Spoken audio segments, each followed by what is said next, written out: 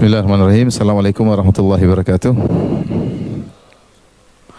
Alhamdulillahi ala ihsani wa syukru lahu ala taufiqi wa amtinani. Asyhadu an la ilaha illallah wahdahu la syarika lahu ta'ziman li sya'ni.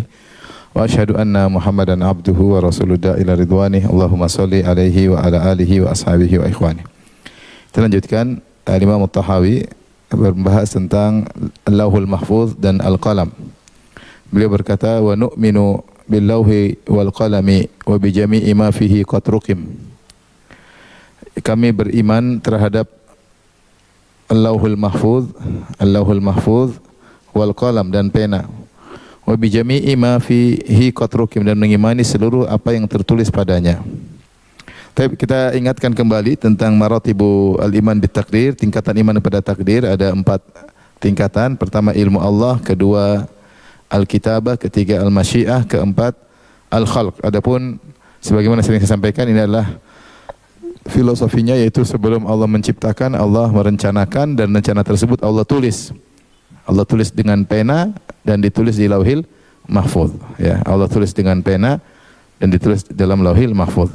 Jadi tingkatan pertama kita meyakini bahwasanya ilmu Allah itu luas.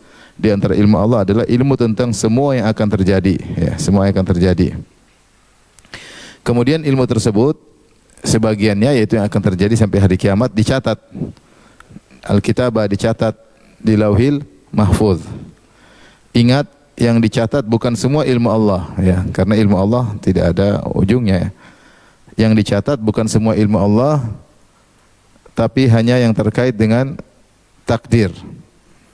Ranahnya yaitu ilmu sejak diciptakannya pena hingga hari kiamat, ya. Karena dalam hadis awwalu ma khalaqallahu al-qalam, pertama kali Allah ciptakan pena. Faqala uktub, Allah berkata tulislah pena. Pena berkata, madza aktub, apa yang aku tulis? Kalau kata Allah, uktub ma huwa kain ila qiyamis saah, tulis apa yang terjadi sampai hari kiamat. Berarti ranahnya jelas. Apa yang ditulis kolam setelah pena diciptakan, dia menulis apa yang terjadi sampai hari kiamat. Jadi ranahnya dari setelah penciptaan kolam sampai pena sampai hari kiamat. Berarti perhatikan, semua yang terjadi sebelum pena hingga ke belakang hingga azali tidak tercatat. Banyak yang kan pena tercipta ada waktunya. Kapan Allah tulis takdir? Allah tulis takdir waktunya 50.000 tahun sebelum Allah menciptakan langit dan bumi. Allah berfirman, kataballahu maqadir al-khalaiq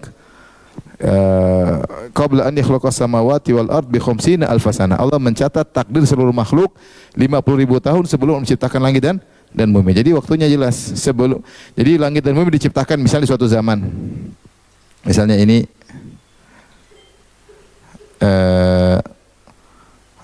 waktu penciptaan langit dan bumi. Entah tahun berapa, ya. Apa 1.000.000 tahun lalu, apa wallahu alam, ya. Taib. Takdir kapan? Takdir dimulai yaitu 50.000 tahun sebelumnya. Tahun sebelumnya. Sini pencatatan pena.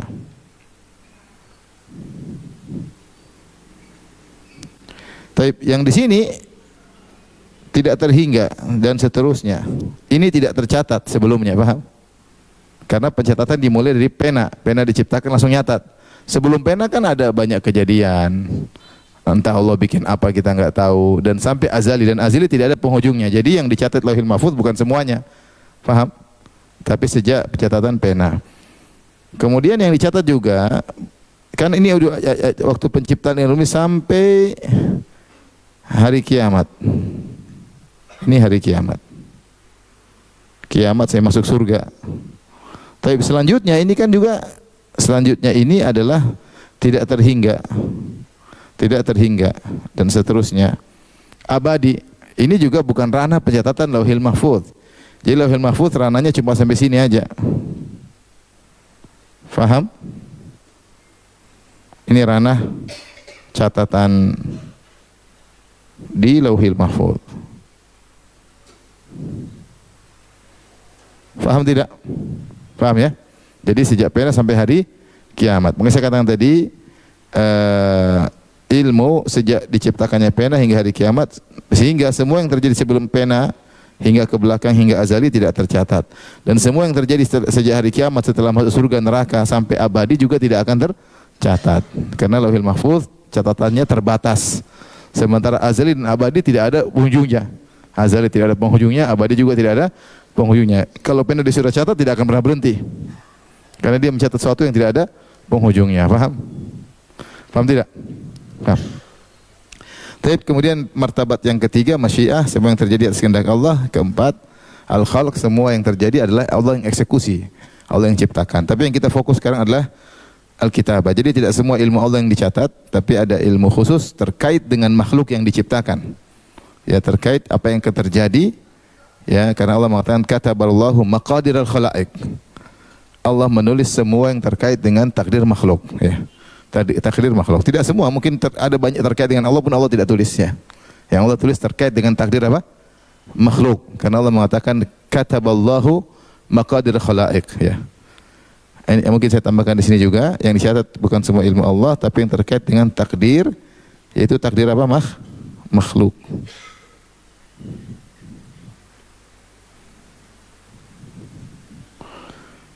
Karena Allah mengatakan, Nabi mengatakan maqadirul khalaiq.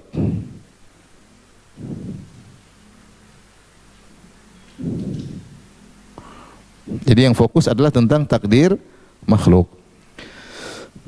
Taib, kita lanjutkan. Berikutnya sampai sini paham? Kita lanjut. Sekarang al-lauh. Al-lauh secara bahasa yaitu ma yuktabu fihi. Ma yuktabu fihi itu sesuatu yang tempat untuk ditulis, ya. Kalau apa namanya al-lauh, ya, kadang terbuat dari kayu atau terbuat dari misalnya batu, sesuatu yang ditulis, ya. Ma yuktabu fihi. Adapun secara syar'i yang tulis padanya takdir. Allahul mahfuz itu terkait dengan tempat ditulisnya apa? Takdir. Itu namanya lauh al-mahfuz. Taib, adapun nama-nama Allahul mahfuz dalam Al-Qur'an atau dalam hadis datang ada beberapa nama. Pertama namanya lauh mahfuz. Seperti firman Allah dalam surat Al-Buruj, bal huwa Qur'anun Majid. Perhatikan, bal huwa Qur'anun Majid. Tapi Al-Qur'an adalah Quran yang agung, fi lauhin mahfuz, dalam dengan kasrah, fi lauhin mahfuzin, yang tercatat dalam lauh mahfuz yang terjaga. Sebagian qiraah fi lauhin mahfuzun. Kalau mahfuzun berarti dia naat daripada Quran. Quranun dari majid. Quran disifati dengan majid dengan mahfuzun. Quran terjaga. Tapi sebagian membaca dengan kasrah, fi lauhin mahfuz. Jadi mahfuz adalah sifat dari lauh, yaitu dicatat pada lauh, apa namanya, tempat tulisan yang terjaga. Jadi nama pertama adalah Lauhil Mahfuz. Nama yang kedua dalam Al-Quran juga disebut kitab. Allah berfirman dalam surat Al-Hajj ayat 70, alam ta'lam anna Allah ya'lamu ma fis sama'i wal ard, inna dzalika fi kitab, inna dzalika 'ala Allah yasir. Tidakkah engkau tahu bahwasanya Allah mengetahui semua yang di langit dan di bumi? Itu semua telah tercatat dalam kitab, ya, karena kitab adalah semacam kitab, ya. Lauhil Mahfuz juga berupa tempat tulisan-tulisan, maka disebut juga apa? Kitab. Inna dzalika 'ala Allah yasir. Ini sangat mudah bagi Allah untuk menciptakan suatu. Allah tulis dulu, kemudian Allah eksekusi, semua yang terjadi tidak ada yang menyelisih tulisan, mudah.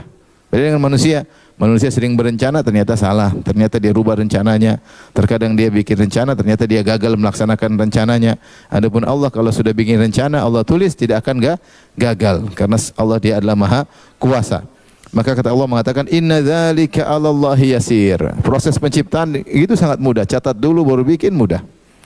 Taib, kemudian nama yang berikutnya disebut Ummul Kitab. Yamhullahu ma yasha wa yuthbit dalam surat Ar-Ra'd ayat 39. Allah menghapus apa yang Allah kehendaki dan Allah menetapkan apa yang Allah kehendaki. Wa indahu, di sisinya ada Ummul Kitab. Ini tentang malaikat, catatan malaikat, ada yang Allah hapus, ada yang Allah tetapkan. Adapun yang di sisi Allah tidak akan berubah yaitu Ummul Kitab, induknya kitab, yaitu maksudnya Lauhil apa? Mahfuz. Jadi di antara nama Lauhil Mahfuz adalah Ummul Kitab. Induknya kitab-kitab atau kitab induk. Kemudian juga nama Lauhil Mahfuz dalam Al-Quran disebut Az-Zikr dalam surat Al-Anbiya 105. Walau qad katabana fi Zaburi min ba'di dzikri annal arda yarithuha ibadiyas salihun. Kata Allah Subhanahu wa taala, sungguh telah kami catat dalam Zabur min ba'di dzikri, setelah zikir. Zikir ini maksudnya adalah Lauhil Mahfuz. Yaitu dicatat Lauhil Mahfuz dulu baru dicatat di Zabur. Lauhil Mahfuz tercatat dulu, baru kemudian tercatat di apa? Zabur. Az-zikir disebut, yang dimaksud dengan zikir adalah apa? Lauhil Mahfuz. Dalam hadis juga ada makna yang sama. Kana Allahu wa lam yakun syai'un qablahu wa kataba fi dzikr kulla syai'. Dahulu Allah sendirian, tidak ada yang sebelum Allah. Lalu Allah menulis fi dzikr kulla syai'. Allah menulis segala sesuatu dalam zikir, maksudnya dalam Lauhil Mahfuz. Jadi Lauhil Mahfuz disebut juga dengan az-zikir. Sifat atau nama yang kelima disebut Imamun Mubin. Wa kulla syai'in ahsainahu fi imamin mubin, dalam surat Yasin ayat 12. Segala sesuatu kami kumpulkan fi imamin mubin, maksudnya fi Lauhil Mahfuz. Imamin mubin. Kemudian Zubur disebut juga Zubur dalam surat Al-Qamar. Wa kullu syai'in fa'aluhu fi Zubur. Segala sesuatu yang mereka lakukan sudah tercatat di Zubur.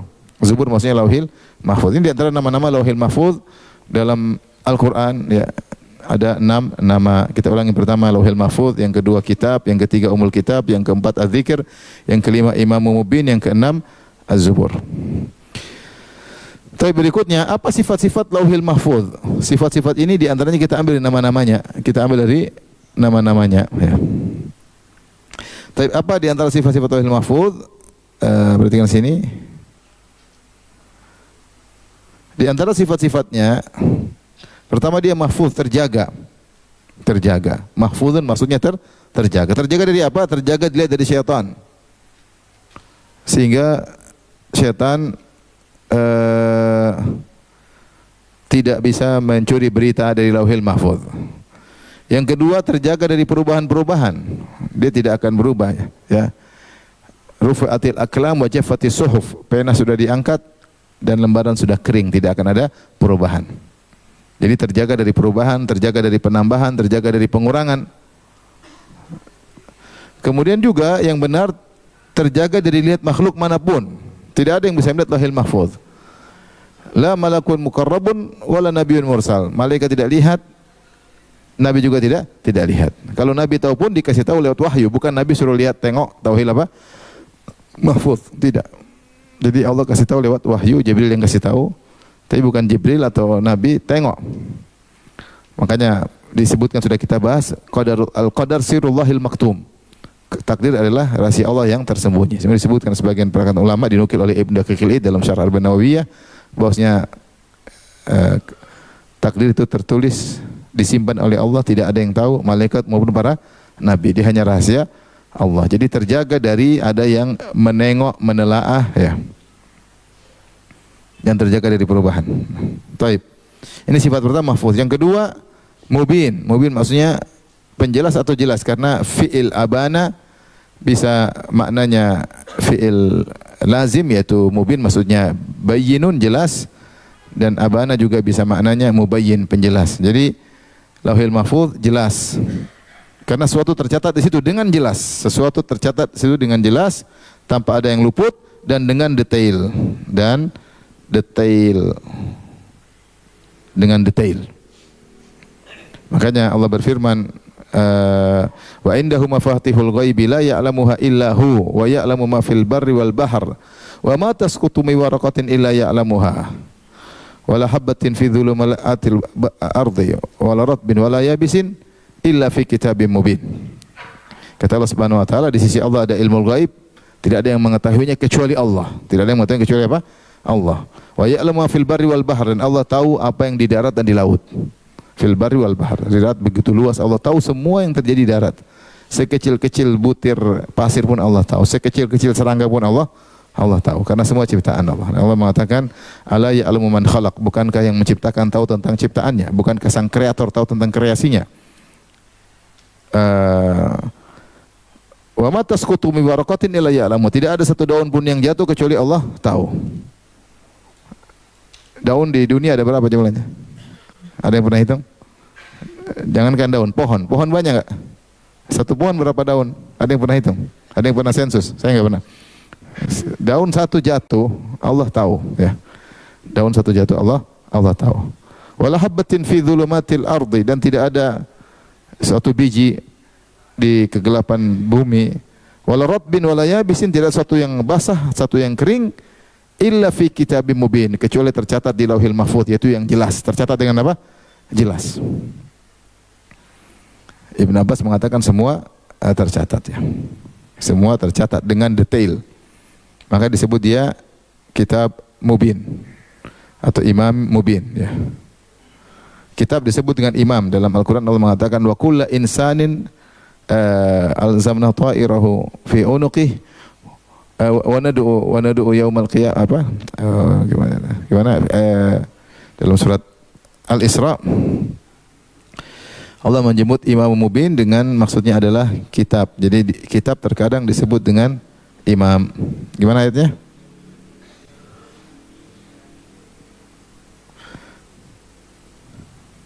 Yauma nad'u kulla insanin bi imamihi ya. Yauma nad'u kulla insanin bi imamihi. Coba saya lihat ayatnya pastikan. Dalam surat Al-Isra ya yauma nad'u kulla unasin bi imamihim. Mohon maaf, yauma nad'u kulla unasin bi imamihim. Faman utiya kitabahu bi yaminihi dan seterusnya. Allah mengatakan pada hari tersebut yauma nad'u kami seru kulla unasin setiap orang bi imamihim yaitu dengan kitabnya. Kitab mereka masing-masing ditafsirkan dengan kitab untuk melihat apa yang mereka lakukan. Makanya Allah mengatakan setelah itu faman utiya kitabahu bi yaminihi. Taib di antara juga sifat Lauhil Mahfuz adalah dia kitab induk. Ya, semua hal-hal yang dicatat Allah kabarkan kepada malaikat untuk dicatat, maka itu sumbernya dari Lauhil apa? Mahfuz.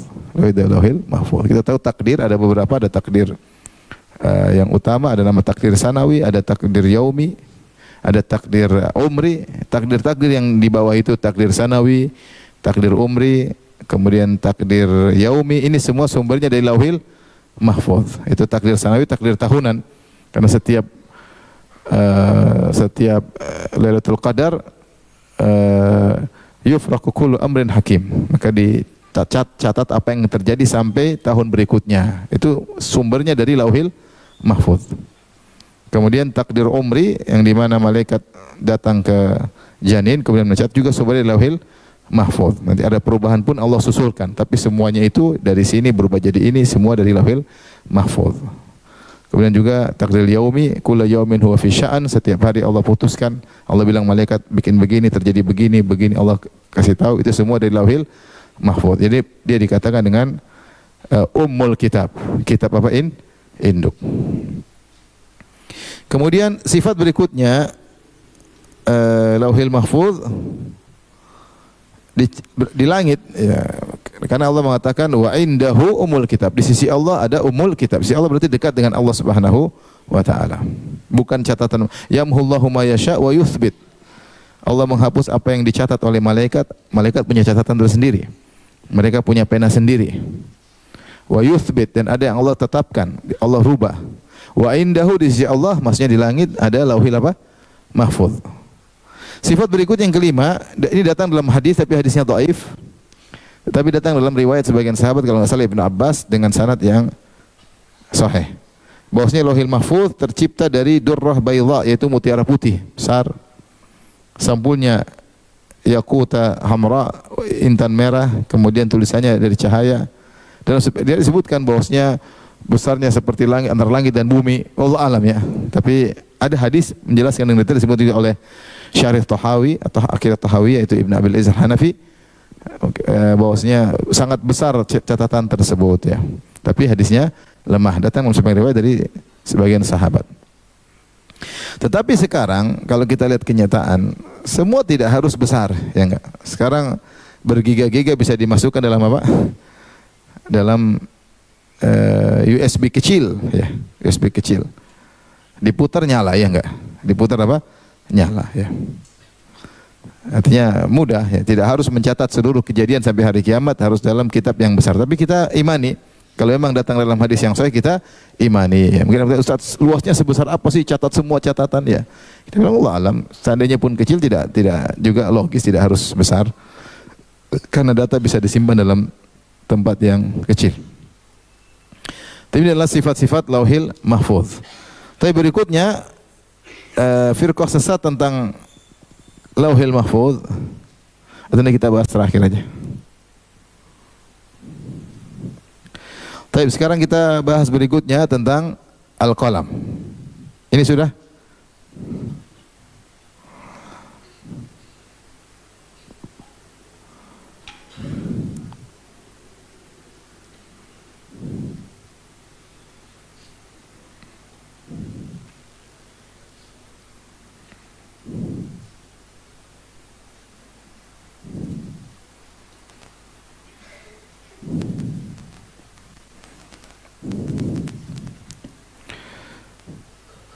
Sekarang kita bahas tentang al-qalam.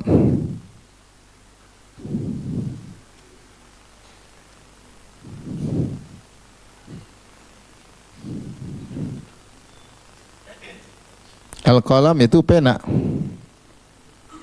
Pena ya. Pena datang dalam hadis-hadis Nabi SAW ya. Allah mengatakan kataballahu maqadir al-khalaiq qabla an yakhluqas samawati wal ard bi 50 alf sanah. Wa kana arshuhu 'alal ma'. Allah mencatat takdir seluruh makhluk 50.000 tahun, waktunya 50 tahun sebelum penciptaan langit dan bumi, dan ketika itu arsy Allah sudah di atas arsy. Allah sudah di atas arsy. Taib, datang dalam hadis ya sifat-sifat al-qalam ya. Secara bahasa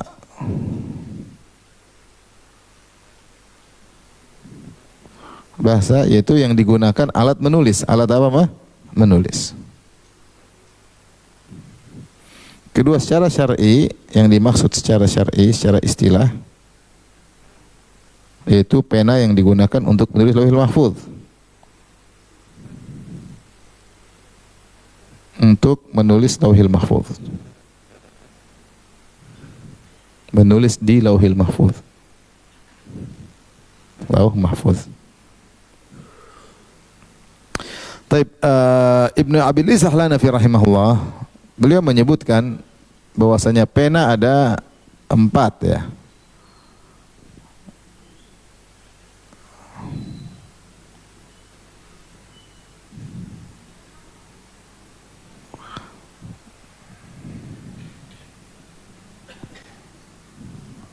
Pena ada 4.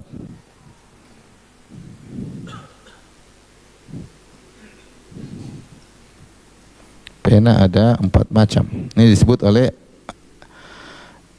Ibnu Abil Izz Al-Hanafi ya.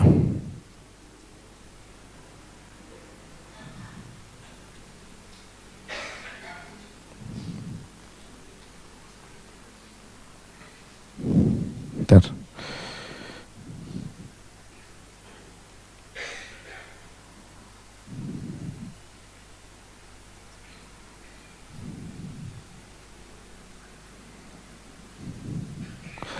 Yang pertama beliau sebutkan, pena yang pertama adalah pena untuk menulis di Lauhil Mahfuz yang sedang kita bahas, di Lauh Mahfuz. Ini pembahasan kita. Pena yang kedua, yang ini mencakup seluruh makhluk. Ini mencakup seluruh makhluk. Mencakup seluruh makhluk. Ingat, tugasnya adalah mencatat seluruh makhluk, yaitu manusia, hewan, dan semua makhluk ya. Malaikat, jin, semua yang terjadi semuanya dicatat oleh Lauhil Mahfuz. Ini pena yang pertama. Yang kedua, pena tentang penciptaan Adam.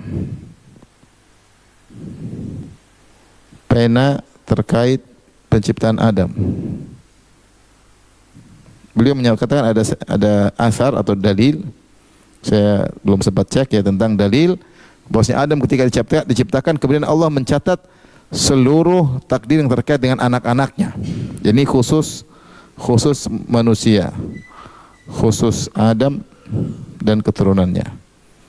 Ini pena sendiri. Ini belakangan ya. Kalau yang pertama, pena yang menulis di Lauhil Mahfuz. Kemudian pena yang ketiga adalah pena yang ditulis oleh malaikat untuk mencatat janin. Pena pencatat takdir janin. Setiap janin sudah 120 hari, kemudian datang malaikat mencatat takdirnya, tentang nasibnya, tentang ajalnya, tentang rezekinya. Pena yang keempat, kata Ibn Abi Al-Hanafi rahimahullah ta'ala, adalah pena yang ada pada hamba catat sejak dia balik, yaitu pena para malaikat pencatat amal. Pena malaikat pencatat amal. Ini sejak kapan? Sejak balik sampai meninggal. Sejak balik hingga apa? Wafat. Ya. Kapan tidak dicatat? Kalau lagi pingsan. Kalau tidur tidak dicatat. Ya. Kalau gila juga tidak dicatat. Tapi selama masih waras dari balik sampai wafat, maka catat. Malaikat tidak pernah berhenti catat. Makanya mengatakan wa kullu insanin alzamnahu ta'irahu fi unuqih. Disebutkan kalau begitu meninggal dikumpul oleh malaikat. Ada yang mengatakan digantungkan di kalungnya, di lehernya. Nanti hari kiamat baru dibuka lagi. Itu yang nulisnya juga pakai pena. Allah menyebutkan, mengisyaratkan tentang pena dalam Al-Quran, dalil ya. Dalil, Allah berfirman, Nun wal qalami wa ma yasturun. Nun wal qalami wa ma yasturun. Nun demi pena, wal qalami demi pena. Di sini ada yang menafsirkan pena maksudnya adalah pena pencatat Lauhil Mahfuz, ada yang mengatakan pena secara umum manusia menulis dengan pena. Allah sedang menyebutkan nikmat yang mereka dapatkan. Di antara nikmat yaitu mereka bisa menulis dengan pena. Sekarang dengan kecanggihan teknologi bisa dengan mencatat, bisa dengan kita ngomong tercatat sendiri. Tapi intinya diawali dengan apa? Pena, untuk menyimpan data, untuk belajar, untuk menggambar, untuk mengungkapkan banyak sekali. Dan ini adalah kenikmatan dari Allah Subhanahu wa taala. Ada yang mengatakan ada pena yang dimaksud lauhil, pena yang di Lauhil Mahfuz.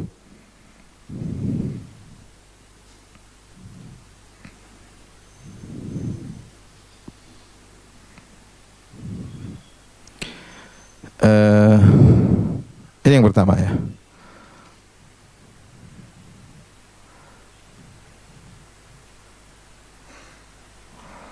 Rasulullah SAW pernah sebutkan dalam hadis, kata beliau, "Tsumma urija bi hatta dhahartu ila mustawan asma'u fi sarifal aqlam." Aku waktu Mi'raj sampai naik di satu level mustawan, sampai aku naik di satu level, di situ aku mendengar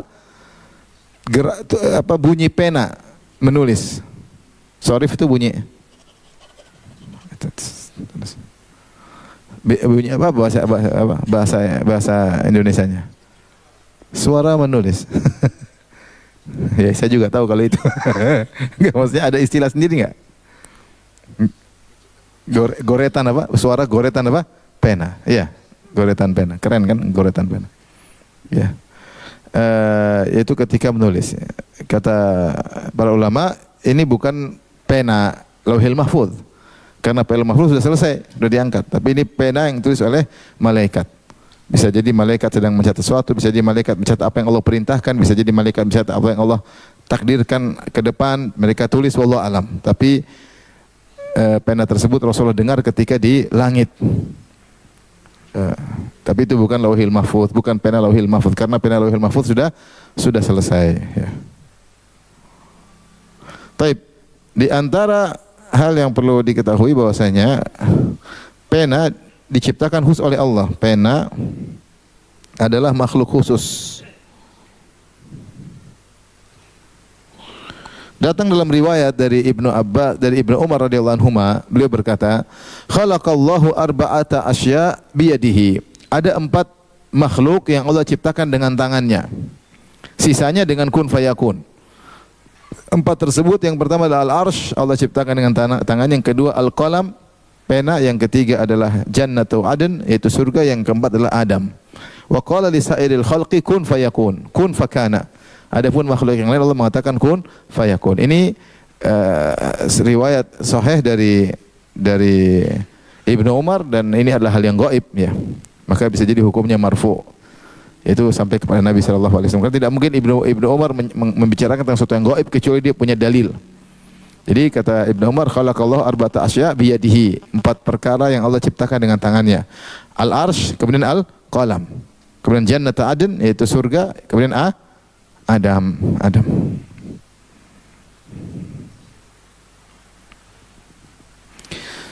Taib, berikutnya khilaf tentang mana dulu, pena atau arsy. Ini sudah. Jadi pena adalah makhluk khusus diciptakan dengan tangan apa? Allah.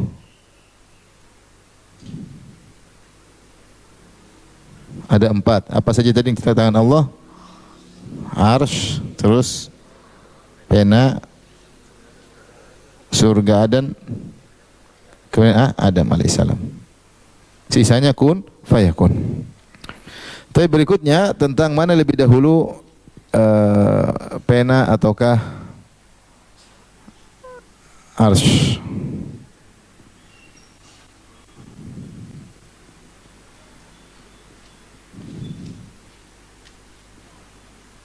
Pena atau arsy. Dua pendapat di kalangan para ulama khilaf. Pendapat pertama mengatakan pena, dan pendapat jumhur yang kedua mengatakan arsy ini lebih banyak. Adapun pena, mereka berdengar dengan hadis Nabi sallallahu alaihi wasallam, awwalu ma khalaqallah al-qalam. Awwalu ma khalaqallah al-qalam. Faqala lahu uktub. Yang pertama, jadi awwalu di sini awwalu ma khalaqallahu al-qalamu dengan marfu' ya. Kalau kita terjemahkan, yang pertama Allah ciptakan adalah pena.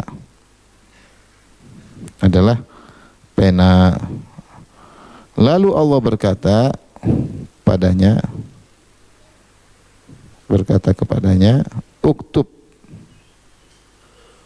tulislah.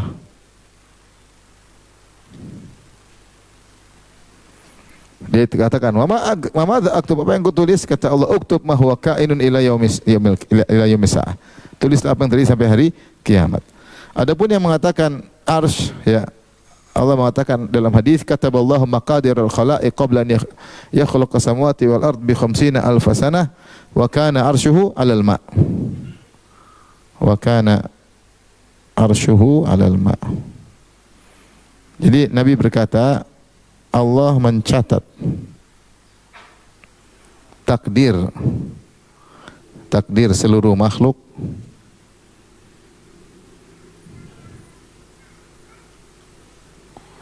$50,000 tahun sebelum Allah menciptakan langit dan bumi.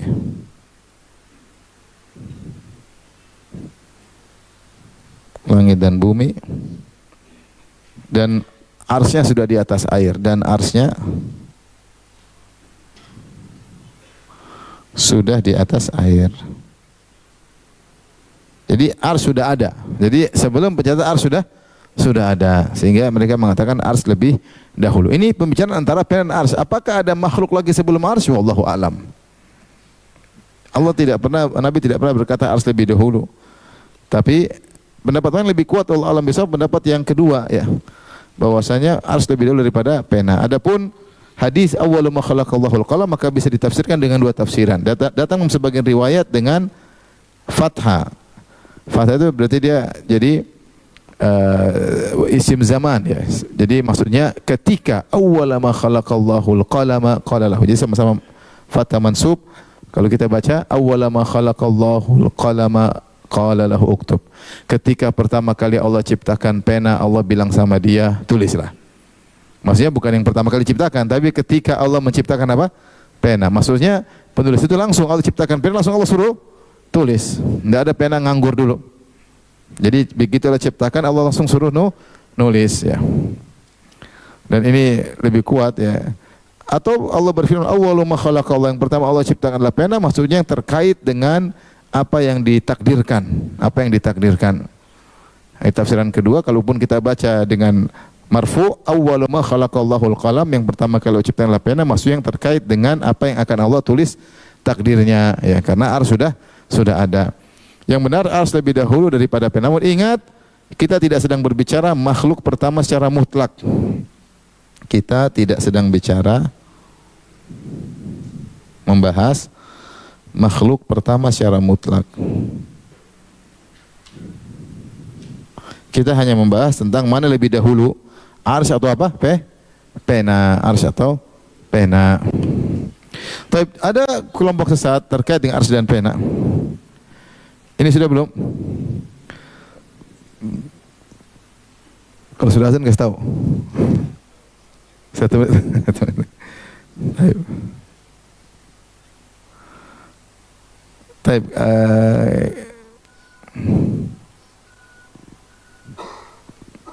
kelompok-kelompok sesat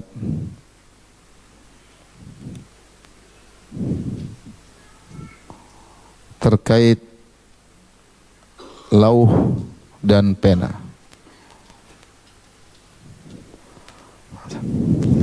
Ya udah, azan dulu deh, azan dulu. Allahu Akbar, Allahu Akbar, Allahu Akbar,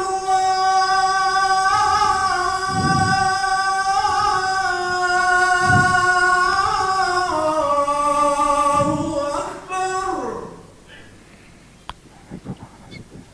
Asyhadu an la ilaha illallah.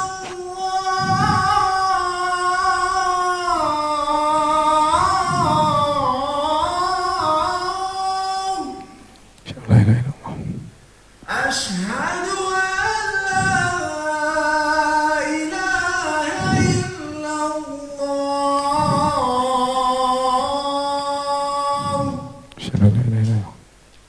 Asyhadu anna Muhammadar Rasulullah.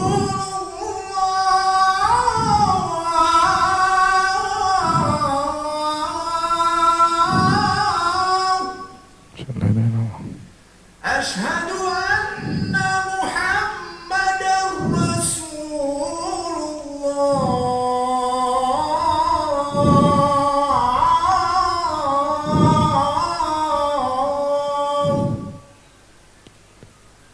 Hayya 'alas salat.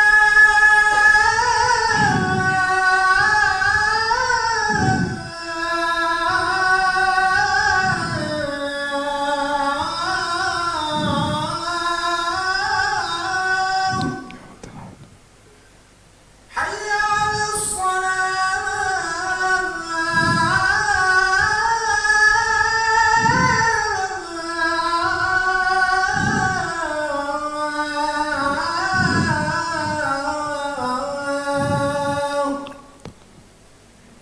Hayya 'alal falah.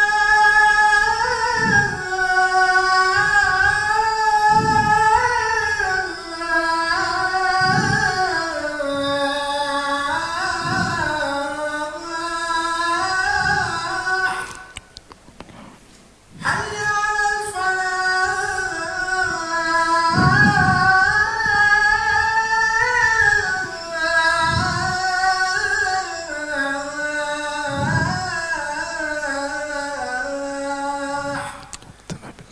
Allahu Akbar, Allahu Akbar. Allahu Akbar, Allahu Akbar. La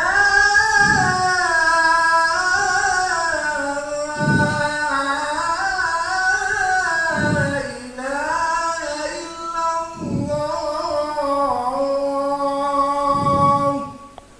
La ilaha illallah, Allahumma shalli ala Muhammad, Allahumma barik ala Muhammad.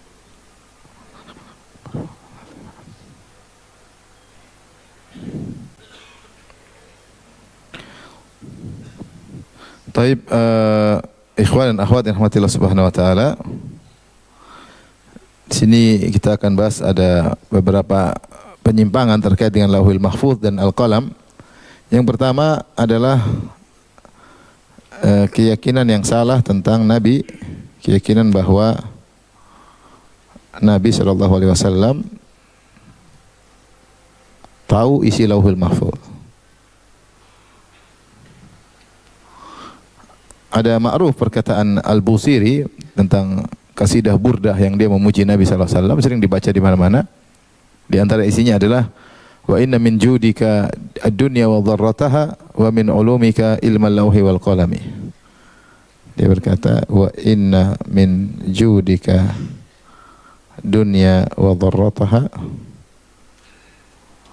wa min ulumika ilmal lauhi wal qalami. Maknanya di antara kedermawananmu ya Rasulullah,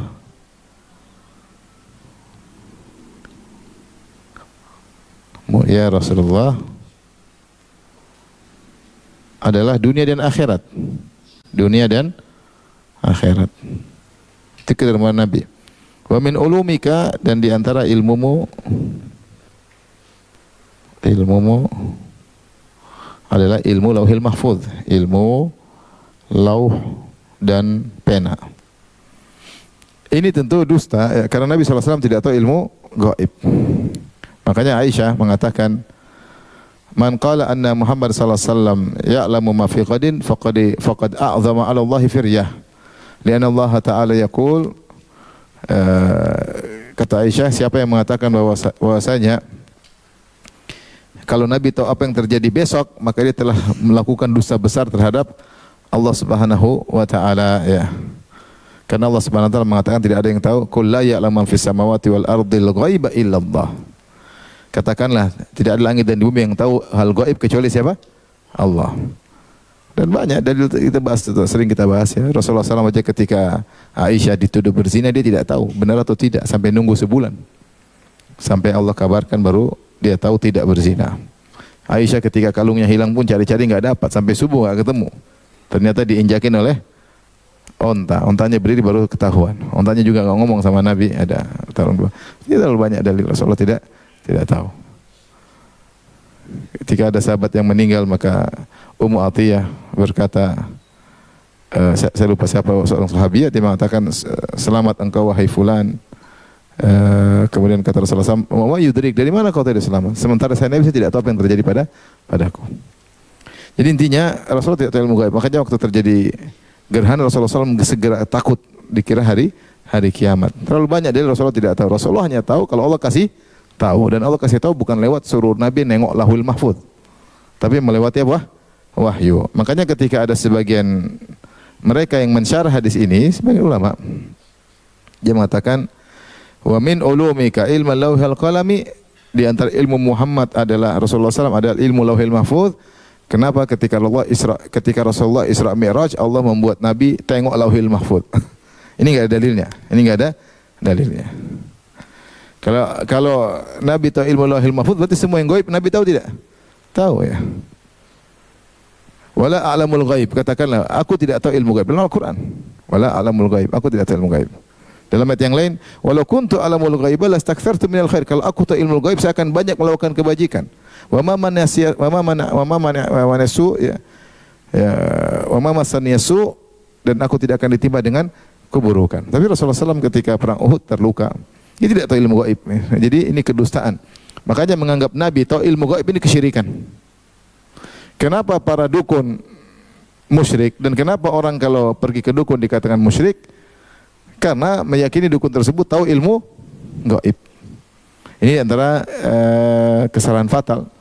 Tidak ada yang tahu isi Lauhul Mahfuz kecuali Allah Subhanahu wa taala. Yang kedua, tafsiran falasifah, para filsuf, pengikut siapa namanya? Aflutin.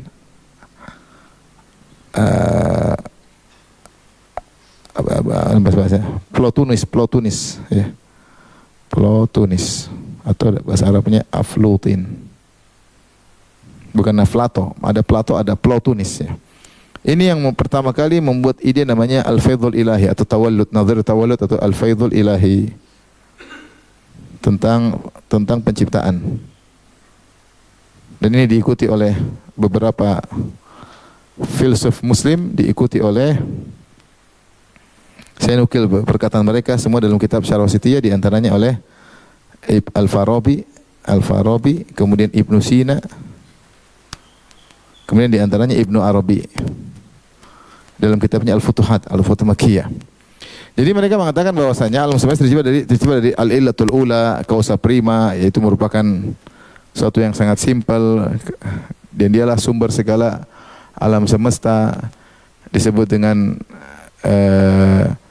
al-illatul ula. Kemudian setelah itu memunculkan silsilatul uqul, akal pertama, akal kedua, akal ketiga, sampai namanya al-akal fa'al. Akal fa'al itu, ya itu istilah mereka, suatu akal jauhari yang maknawi yang mereka sebut dengan al-qalam. Nanti mereka namakan Lauhul Mahfuz dengan an-nafsul kulliyah. Jadi untuk bisa terjadi apa yang di alam semesta ini, silsilah makna-makna dari akal awal, akal kemudian nanti ada an-nufus al-kulliyat, baru kemudian al-muayyanat. Semua silsilah yang gedabrus tidak masuk akal ya. Kalau ada waktu kita jelaskan, tapi saya juga bosan menjelaskannya karena sulit dan memang tidak masuk, tidak ada dalilnya. Berbicara tentang hal gaib, tentang terjadi alam semesta, sehingga mereka mengatakan bahwasanya pena itu al-akal fa'al. Dalam sebagian perkataan mereka mengatakan Jibril adalah al-akal al-fa'al. Al-akal maksudnya akal. Jadi bukan sosok seperti yang digambarkan Jibril bersayap, itu enggak, itu cuma hanya ungkapan-ungkapan kiasan. Jibril bukan itu, Jibril al-akal fa'al. Intinya pembahasan panjang, intinya ini adalah tentu kesesatan. Mereka punya keyakinan terhadap filsafat atau falsafah, kemudian mereka mencocoklogi, mereka ambil-ambil istilah-istilah syar'i ditempelkan pada keyakinan mereka tersebut ya. Baik Al-Farabi, Ibnu Sina maupun Ibnu Arabi dalam kitabnya Al-Futuhat Al-Makkiyah. Di internet ada pembahasannya banyak, tungkilan-tungkilan dari Ibnu Arabi. Dia mengatakan Lauhul Mahfuz adalah nafs kulliyah. Taib. Kemudian di akhir ya, masih ada waktu ya, kita biar pembahasannya selesai. Saya nukilkan dari penjelasan menakjubkan dari Al-Iz Ibn Ablis Al-Hanafi rahimahullahu ta'ala dalam kitabnya Syarah Aqidah Tahawiyah ya. Jadi ketika beliau bahas intisari, dia ingin jelaskan tentang apa fungsinya kita belajar pena dan kolam, pena dan Lauhil Mahfuz.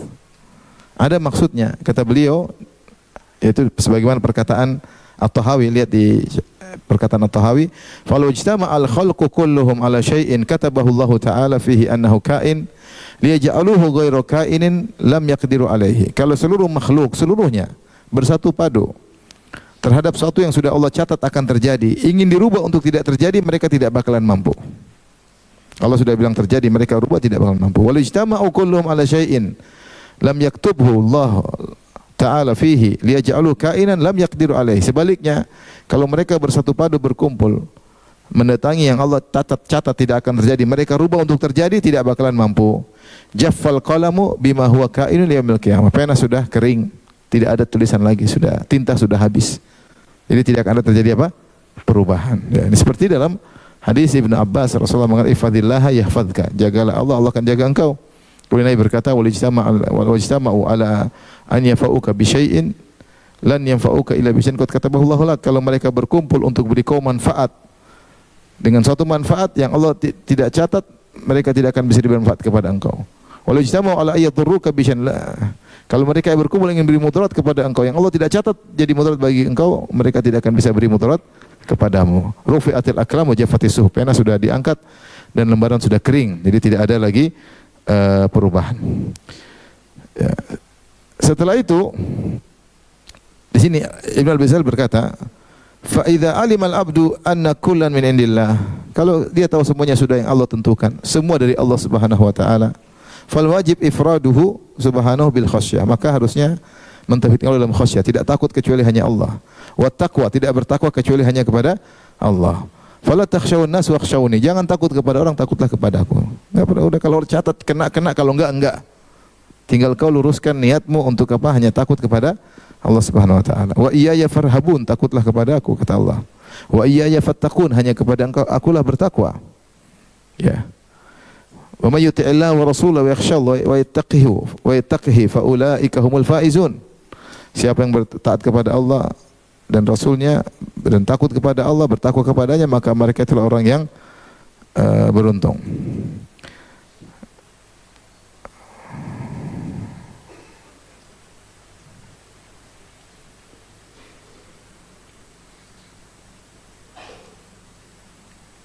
Kata beliau, wala budda likulli abdin an yattaqiya asya. Namanya manusia pasti dia ada takut kepada suatu, dia pasti berusaha bertakwa kepada suatu, menghindarkan diri dari sesuatu.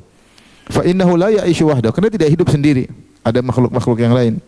Walau kana malikan muta'an, meskipun dia raja yang dipatuhi, fala budda an yattaqi asya, ada hal yang dia hindari, ada hal yang ditakuti meskipun dia raja ditaati. Yura'i biha ra'iyatahu, yang kemudian dia di situ memperhatikan rakyatnya. Dia menjadikan rakyatnya sebagai perhatian. Fahina idzin fala budda likul insan an yattaqi, maka setiap manusia pasti ada yang dia hindari. Fa illam yattaqillah ittaqal makhluk. Kalau dia tidak bertakwa kepada Allah, dia pasti bertakwa kepada manusia. Maksudnya kalau dia tidak takut kepada Allah, dia pasti takut kepada makhluk. Wal khalq la yattafiqu hubbuhum kulluhum wa bughdhuhum, dan manusia tidak semuanya sepakat dalam cinta dan benci. Balil ladzi yuriduhu hadza yubghidhu hadza, ini yang disukai si fulan dibenci sama yang lain. Fala yumkin irda'uhum kullihim, maka tidak mungkin membuat mereka senang semuanya. Kama qala Syafi'i radhiyallahu anhu, sebagian berkata Imam Syafi'i, ridwan nasi ghayatun la tudrak. Keridhaan manusia itu hal yang tidak mungkin didapatkan. Fa'alaika bil amri alladhi yuslihuka falzamhu, maka kalau gitu sibukkanlah perkara yang bermanfaat bagimu, lazimilah, jangan cari validasi netizen, tidak akan pernah selesai. Wada' ma siwahu fala tu'anih, ya. Fa irda'ul khalq la maqdur wala ma'mur, adapun menjadikan manusia supaya suka sama kita bukanlah perkara yang dimampui untuk dilakukan dan tidak diperintahkan. Wa irda'ul khaliq maqdur, adapun buat Allah ridha itu mampu kita lakukan. Kemudian beliau berkata, wa aidan fal makhluk la yughni anhu minallahi syai'a. Ya, makhluk ya tidak bisa memberi sesuatu kalau sudah Allah tetapkan. Fa idza taqala 'abdu rabbahu kafahu mu'natun nas. Kafahu mu'natan nas. Kalau seorang sudah bertakwa kepada Allah, maka Allah akan mencukupi dari urusan manusia. Kama katabat Aisyatu ila Muawiyah. Aisyah pernah menulis surat kepada Muawiyah. Waruya marfu'an, waruya mauqufan, diriwayatkan secara marfu' dan mauquf. Jadi Muawiyah kirim surat kepada Aisyah, wahai Aisyah, nah berilah nasihat kepadaku, tapi nasihat yang pendek, jangan panjang. Ketika itu Muawiyah sebagai khalifah atau gubernur kalau nggak salah khalifah, maka Aisyah nulis surat nasihat yang pendek dan bermanfaat bagi seorang khalifah atau sebagai seorang amir. Man ardallaha bi sakhatin nas radhiyallahu anhu, siapa yang mencari keridhaan Allah dengan mengakibatkan kemurkaan manusia, Allah ridha kepadanya. Wa arda anhu nas, dan Allah akan menjadikan manusia ridha kepadanya suatu saat. Wa man ardan nas bi sakhatillah, siapa yang mencari keridhaan manusia dengan kemurkaan Allah, ada hamiduhu minan nas lahu dhamman, maka yang memujinya suatu saat akan mencelanya. Faman ardallaha kafahu mu'natan nas wa radhiya anhu, siapa yang mencari keridhaan Allah, maka Allah akan mencukupkan diri urusan manusia dan Allah akan ridha kepadanya, dan seterusnya. Taib terakhir, wa 'alal abdi, kata At-Tahawi, 'alal abdi an ya'lam anna Allah qad sabaqa ilmuhu fi kulli kain min khalqihi, dan seorang hamba harus tahu bahwasanya Allah ilmunya sudah mendahului segala sesuatu dari makhluknya. Faqaddara dzalika taqdiran muhkaman mubraman, Allah telah mentakdirkan dengan muhkam, dengan kokoh, tidak akan dirubah-rubah. Laisa fihi naqidun, tidak ada yang bisa membatalkan takdir Allah. Wala muaqqiba, dan tidak ada yang bisa protes. Wala muzil, dan tidak ada yang bisa menghilangkan. Wala mughayyir, tidak ada yang bisa merubah. Wala naqis, tidak ada yang bisa mengurangi. Wala zaid, tidak ada yang bisa menambahi catatan Allah min khalqihi fi samawati wal ardi. Malaikat, manusia, langit dan bumi, tidak ada yang bisa, di langit dan bumi tidak ada yang bisa merubah-rubah. Maka seorang harus yakin takdir telah terjadi dan tidak akan dirubah-rubah. Dan ini isyarat bantahan terhadap tadi tokoh yang berikutnya yang saya lupa, yang ketiga yaitu adalah Al-Qadariyah Gulat, yaitu Qadariyah ekstrim yang mengatakan Allah tidak tahu tentang Allah tidak tahu sebelum terjadi. Allah tidak tahu sebelum terjadi. Dan mereka dihukumi kafir ya. Tapi demikian saja. Jadi intinya kalau kita beriman takdir, ada yang menimpa kita, ini sudah takdir. Tidak bisa kita hindari. Ya, kita berusaha ya, semampu mungkin bertakwa kepada Allah, serahkan urusan kepada Allah. Semua di tangan Allah Subhanahu wa taala. Tapi ada yang bertanya, saya persilakan.